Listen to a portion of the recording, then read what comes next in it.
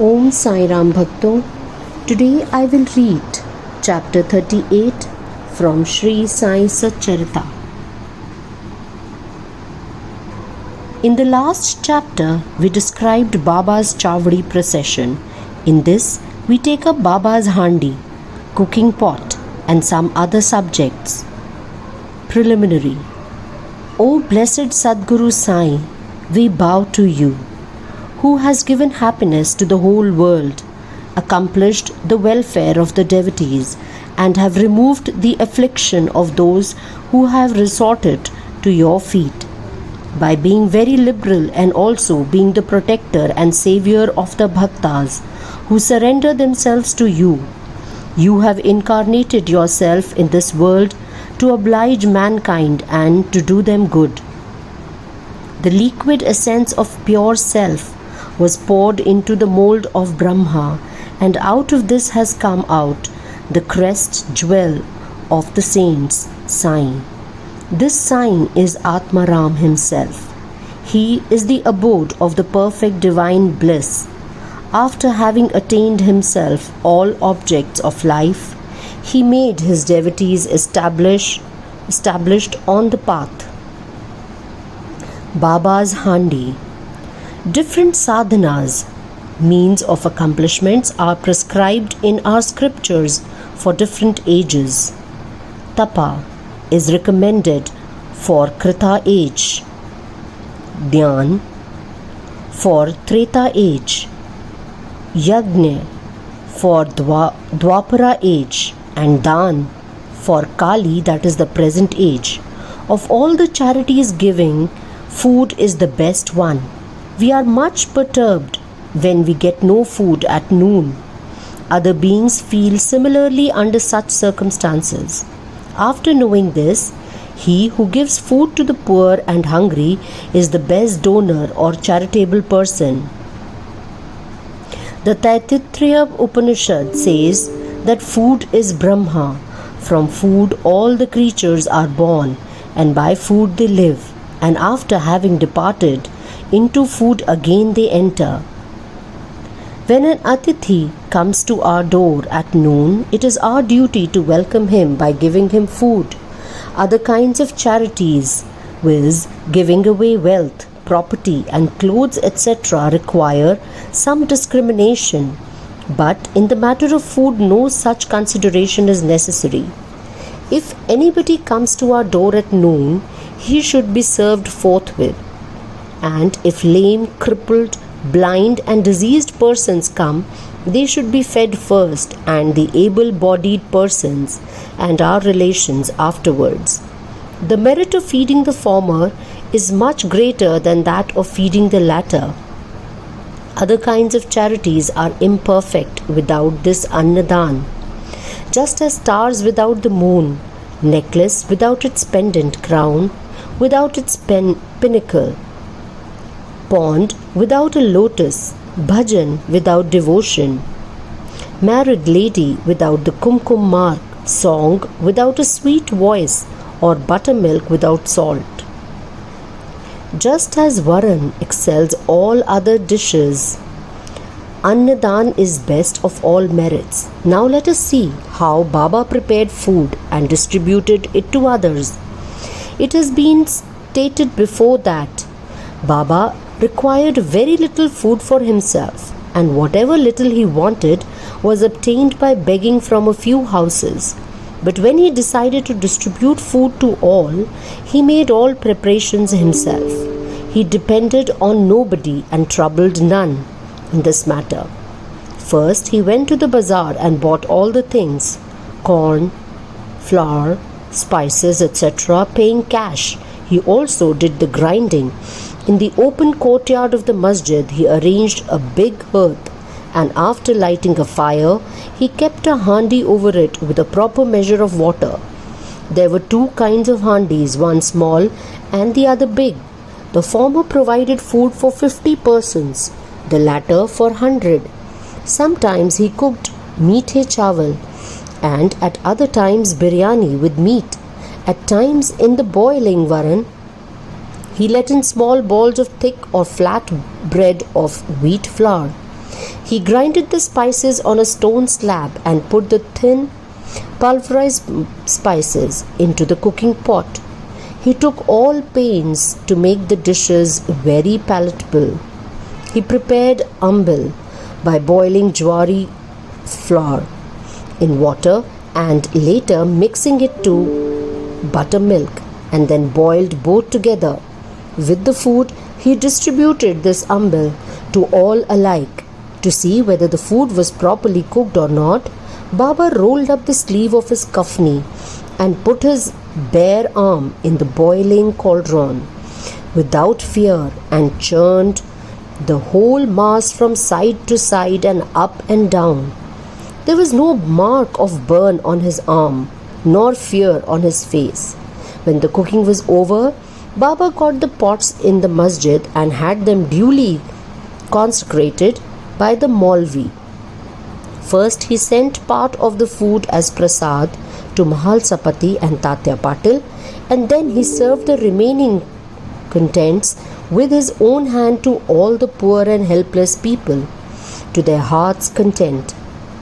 Really blessed and fortunate must be those people who got food prepared by Baba and served by him. Somebody may raise a point here and ask, did Baba distribute vegetarian and non-vegetarian food as prasad to all his devotees? The answer is plain and simple. Those who were accustomed to non-vegetarian food were given non-vegetarian food from the handi as prasad, and those who were not so accustomed were given vegetarian meal. He never created in them any wish or desire to indulge in this food. This is a principle that when a guru himself gives anything as prasad, the disciple who thinks and doubts whether it is acceptable or otherwise goes to perdition, that is future misery. In order to see whether any disciple has imbibed this principle, Baba at times put them to tests. For instance, on an Ekadashi day, he gave some rupees to Dada Kelkar and asked him to go in person to Korhala to get meat from there. This Dada Kelkar was an orthodox Brahmin and adhered to all orthodox manners in his life. He knew that offering wealth, grain and clothes etc. to a Sadguru was not enough, but that implicit obedience to him and prompt compliance with his order was the real dakshina that pleased him most. So Dada Kelkar dressed himself and started for the place. Then Baba called him back and said, "Don't go yourself, but send somebody." Then Dada sent down his own servant Pandu for the purpose. When Baba saw him going, he asked Dada to call him back and cancel that program. On another occasion, Baba asked Dada just to see how the saltish biryani was done. The latter replied casually that it was all right. Then Baba said to him, "Neither have you seen it with your eyes, nor tasted it with your tongue. Then how could you say that it was good? Just take off the lid and see." While saying this, Baba caught his arm and thrust it into the pot and added, "Take some out of this, leaving aside your orthodox ways, and taste a little." When a wave of real love rises in a mother's mind, she pinches her child, and when he begins to cry, she hugs him close to her bosom. Similarly, Baba, in a true motherly way, pinched Dada Kelkar in this way. Really, no saint or guru will ever force this orthodox disciple to eat food forbidden in his religion. The handi business went on for some time till 1910 and was stopped thereafter. As stated before, Das Ganu spread the fame of Baba by his kirtans far and wide in the Mumbai Presidency, and people from that part of the country began to flock to Shirdi, which became very soon a place of pilgrimage. The devotees brought with them various articles of presentation and offered various dishes of food as Naivedya. The quantity of Naivedya offered by them was so much that the fakirs and paupers could feed themselves to their heart's content, leaving some surplus behind. Before stating how Naivedya was distributed, we shall refer to Nana Sahib Chandorkar's story showing Baba's regard for local shrines and deities. Nana Sahib's disrespect of a shrine. By drawing inferences or guessing in their own way, some people said that Sai was a Brahmin and some said that he was a Muslim. In reality, he belonged to no caste. No one knew definitely when he was born and in what community and who his parents were. Then how could he be a Muslim or Brahmin? If he was a Muslim, how could he keep dhuni ever burning in the masjid? How could there be a Tulsi Vrindavan there? How could he allow the blowing of conches and ringing of bells? How could he allow all different forms of Hindu worship there? Had he been a Muslim, could he have ears pierced and could he have spent money from his pocket for repairing Hindu temples? On the contrary, he never tolerated the slightest disrespect to shrines and deities.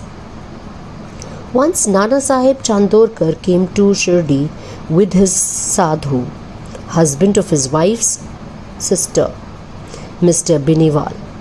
When they went to the masjid and sat before Baba, the latter suddenly got angry with Nana Sahib and said, "You have been so long in my company, then why do you behave like this?" Nana Sahib at first did not understand anything and humbly requested Baba to explain. Baba asked him, when did he come to Kopargaon, and now he came to Shirdi from there. Nana Sahib then at once realized his mistake. He usually worshipped the shrine of Datta on the banks of the Godavari at Kopargaon on his way to Shirdi. But this time he dissuaded his relative, who was a Datta Bhakt, from going to that shrine in order to avoid delay and drove straight. He confessed all this to Baba and told him that while bathing in the Godavari, a big thorn went into his foot and gave him much trouble. Baba said that was a slight punishment he met and warned him to be more careful in future. Kala. To revert to the distribution of Naivedya after the Aarti was over and after Baba sent away the people with Udi and blessings, he went inside and sat behind a curtain with his back to the Nimba for meals, with 2 rows of the intimate devotees, one on each side. The Bhakts brought Naivedya containing a variety of food such as puris, mande, puli, basundi, sanza, fine rice, etc., and kept waiting outside for prasad, consecrated by Baba. All the foods were mixed in a hot pot and placed before Baba. He offered it to God and consecrated it. Then portions of the same were given to the persons waiting outside, and the rest was served to the group of devotees inside with Baba at the center. The Bhakts, sitting in 2 rows, then dined to their heart's content. Baba asked Shama and Nana Sahib Nimonkar daily to serve the consecrated food to all persons sitting inside and look to their individual needs and comforts. This they did very carefully and willingly. Every morsel of the food thus partaken gave them fulfillment and satisfaction. Such sweet, lovely, and consecrated food it was. Ever auspicious, and ever holy. Cup of buttermilk. Once Hemant Pant had eaten to his full capacity in this company when Baba offered him a cup of buttermilk. Its white appearance pleased him, but there was no space for it. He, however, took only a sip.